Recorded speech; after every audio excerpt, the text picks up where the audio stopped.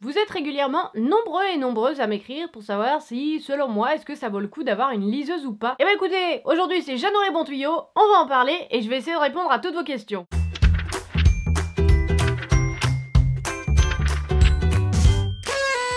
Bonjour et bienvenue, ici votre bon vieux Jeannot. Alors pour raconter un peu le pourquoi du comment j'ai acheté une liseuse, je crois que ça fait bien 4-5 ans. Et tout simplement j'étais un petit peu curieuse de voir comment ça faisait de lire en numérique. Donc j'ai commencé par emprunter celle de mon frère qui était pas en très bon état, il en avait pas vraiment pris soin. Et puis après j'ai décidé d'en acheter une. Après l'une des questions qu'on pose souvent quand on parle de liseuse c'est mais comment tu fais pour lire là-dessus? Est-ce que ça défonce pas les yeux? Ben en fait pas du tout. En fait vous n'allez pas avoir la même lumière que vous allez avoir par exemple sur un ordinateur. Où là c'est pas très recommandé de passer des heures derrière, même si c'est souvent ce que je fais quand je fais du montage. Et cette lumière là, elle va exciter beaucoup votre rétine, alors qu'en fait sur une liseuse, c'est pas les mêmes types de lumière. C'est-à-dire qu'en gros, ça imite quasi à la perfection la lumière d'une lampe par exemple, si vous êtes en train de lire le soir et que vous allumez la lampe pour avoir de la lumière, bah sur les liseuses qui ont de la lumière en fait, c'est vraiment l'équivalent, donc ça abîme pas tant que ça l'œil. Et personnellement, vu mes habitudes, je me dis que c'est toujours mieux de passer un peu de temps le soir sur ma liseuse avant d'aller me coucher, plutôt que 2 heures sur mon téléphone, ce qui arrive régulièrement et ça me pète bien les yeux. Et donc c'est vraiment beaucoup plus confortable que par exemple de lire sur iPad où là c'est vraiment une lumière hyper agressive. Avant de me décider d'acheter une liseuse, moi c'est ce que je faisais, je lisais sur une tablette et ça me pétait les yeux, vraiment c'était pas agréable du tout. Alors que la liseuse honnêtement j'ai jamais vraiment eu d'inconfort ou quoi que ce soit. Pourtant j'ai une vue de merde hein. Là actuellement dans mon retour je me vois flou. Après en tout cas sur ma liseuse je lis exclusivement du texte, ce qui est BD. Moi en tout cas sur la liseuse que j'ai, bah en fait c'est en noir et blanc, c'est tout petit donc c'est pas joli. Après il y a des liseuses hein, spécialement faites pour de la BD, ça va vous péter les yeux, donc en fait c'est l'équivalent d'une tablette, donc en fait je recommanderais pas forcément cet achat. Ce qui fait que mon cœur balance un petit peu plus pour la lecture électronique, c'est des petites choses, mais l'une d'entre elles par exemple c'est le fait de pouvoir changer la taille.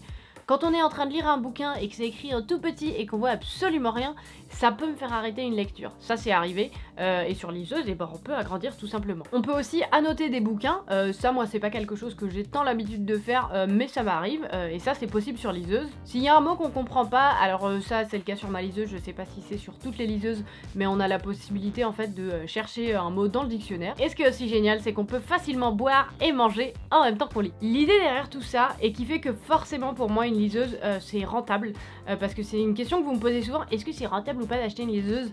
Pour moi ça l'est, parce qu'il faut savoir que j'ai des cervicales en plutôt mauvais état. Et vu que quand je lis, c'est pas rare que je sois en train de lire un livre, mais que parfois t'es un peu à la fin, ou juste tu te dis que tu vas passer 2 heures dans les transports, bah tu prends un autre bouquin, parce que voilà, il faut pas se retrouver à court. Ça passe vite, hein. Ça pèse vite dans le sac. Et puis quand je voyage, ça m'a beaucoup changé de perspective aussi, puisque avant, j'avoue, j'avais tendance à prendre beaucoup de livres quand je partais en voyage en me disant je vais lire énormément, et du coup, bah, ça me prenait de la place, ça pesait lourd, et surtout, ça me culpabilisait, puisqu'à chaque fois que j'ouvrais ma valise, je me disais oh là là, il faut que je lise ce livre. Et souvent, juste, j'avais ni trop envie, tu sais, parfois, t'as juste envie de boire ton petit cocktail et de bronzer en éventail, hein, les petits orteils en éventail, t'as pas forcément envie de lire, et bah, quand même, je culpabilisais un peu, alors que maintenant, avec bah, la liseuse, je peux lire si j'en ai envie et je peux me trimballer mais autant de livres que je veux. Donc en termes de poids, vraiment ça a rien à voir, moi ça a vraiment changé beaucoup ma manière de lire. Et personnellement c'est vrai que la liseuse ça fait vraiment maintenant partie intégrante de mes habitudes de lecture. Je pense que je lis à peu près 60% du temps dessus et 40% le reste du temps des livres physiques. Et pour ça il y a plein de raisons, comme je vous disais c'est celle que je trimballe le plus quand je sors donc c'est plus pratique. Le soir je trouve ça plus sympa aussi pour lire allongé, on peut lire sur le côté, bon ça c'est des petites préférences mais pour moi ça joue beaucoup. Vous avez été aussi nombreux à me demander si le fait de lire sur liseuse c'était moins immersif. Alors en théorie oui, il y a eu plusieurs études qui montrent que quand on lit sur liseuse on est moins dans l'histoire que si on lit un livre papier. Moi j'ai pas spécialement remarqué. Je vous dirais si la lecture m'éclate pas, que ce soit sur papier ou numérique, j'ai pas l'impression que ça change grand chose, juste je lis autre chose. Mais c'est vrai que plein de gens m'ont posé la question de est-ce que ça te manque pas de tourner les pages, est-ce que ça te manque pas de tenir un livre? Perso, ça me fait pas une différence folle. Enfin, bien sûr, c'est agréable d'avoir un vrai bouquin, mais je pense qu'on romantise beaucoup l'idée du livre. Et concrètement, quand je lis un bouquin, ce qui m'intéresse, ça va surtout être l'histoire. Hein, je vais pas passer 20 minutes à le sniffer.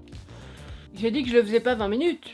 Ça veut pas dire que je le fais jamais. Mais c'est vrai que ça, je peux le comprendre. Si vous êtes vraiment attaché à l'idée d'un livre physique, Je sais pas si la liseuse c'est pour vous, genre typiquement ma mère, jamais de la vie elle prendra une liseuse, hein. Ce qui fait qu'actuellement, il y a des livres partout chez moi, hein, parce que vraiment ma mère en achète constamment. Alors si vous vous demandiez d'où vient mon amour pour la lecture, maintenant vous le savez, hein. Ce qui fait que moi ça me gêne pas tant que ça, j'ai pas forcément envie de garder tous les livres que j'ai pu lire, parfois il y en a auxquels je suis ni très attachée, ou que j'ai pas forcément apprécié, et j'ai pas envie non plus de tout avoir dans ma bibliothèque. Comme je lis beaucoup, ça prend énormément de place. Et c'est vrai que du coup certains d'entre vous m'ont demandé mais comment tu choisis les livres que tu lis sur liseuse et ceux que tu lis en physique.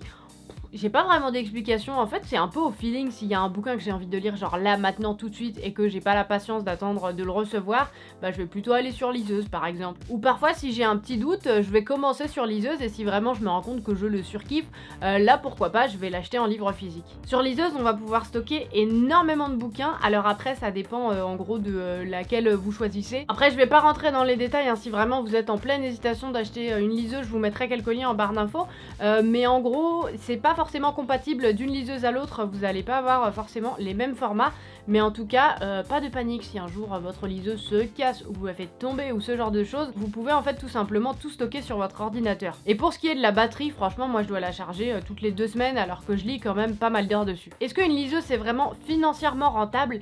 Ça va être une question un petit peu difficile.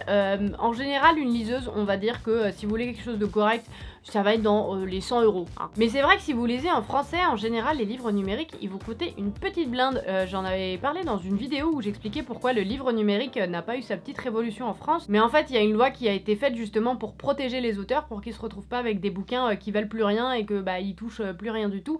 Donc ça veut quand même dire qu'aujourd'hui, les livres coûtent assez cher, même en numérique. C'est-à-dire qu'en général, entre le livre physique et le livre numérique, vous allez avoir 2-3 € de différence. Donc on peut se dire, ouais, ça vaut pas trop la peine.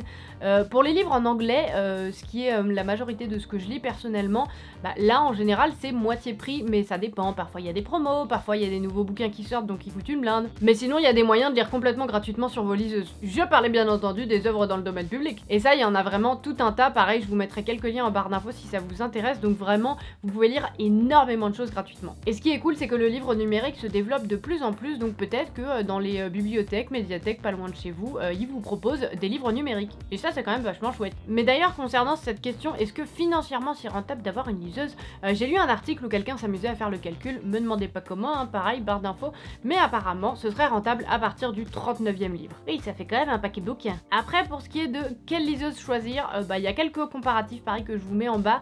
Vous vouliez aussi savoir s'il y a des alternatives à Kobo et Kindle. Alors il y en a, en France il y en a 2 particulièrement qui m'ont un peu sauté aux yeux. On va avoir Bookin et Vivlio, pourquoi pas vous les tester d'ailleurs, ça pourrait être rigolo. Vous étiez aussi quelques-uns à vous poser des questions écologiques sur l'impact de la liseuse. Qu'est-ce qui pollue le plus? Est-ce que ça va être une liseuse? Est-ce que ça va être un livre? En fait ça va dépendre de l'utilisation que vous en faites. Plus vous allez lire sur votre liseuse et plus son impact écologique va être rentable entre guillemets. Et pareil j'ai lu un article où quelqu'un s'amusait à faire le calcul et bon c'est assez large hein, vous allez le voir, mais il faudrait lire entre 20 et 100 livres sur votre liseuse pour que ça représente en fait l'équivalent d'émissions de CO2 pour produire ces bouquins en papier. C'est donc tout ce que j'avais pour vous aujourd'hui. J'espère vraiment que cette vidéo vous aura plu et qu'elle vous aura un petit peu éclairé sur est-ce que ça vaut le coup ou pas d'avoir une liseuse. Ça va vraiment dépendre beaucoup de vous hein, finalement, si vous êtes très attaché aux livres physiques, si vous lisez beaucoup. Mais écoutez, j'espère qu'en tout cas ça vous aura aidé. En attendant, j'espère que vous vous portez bien la team Jeannot, hein, que vous prenez soin de vous. Et puis moi, je vous retrouve très vite dans une prochaine vidéo. Allez, salut! J'espère que cette vidéo t'a plu. Si tu veux en voir plus, tu peux regarder la vidéo de la semaine dernière et même te faire un petit marathon, tu fais ce que tu veux. N'hésite surtout pas à t'abonner et si tu veux me soutenir dans cette folle création de vidéos, tu peux aller jeter un coup d'œil à mes comptes Utip et Tipeee. Et en attendant, si tu veux venir papoter, voici tous mes réseaux sociaux.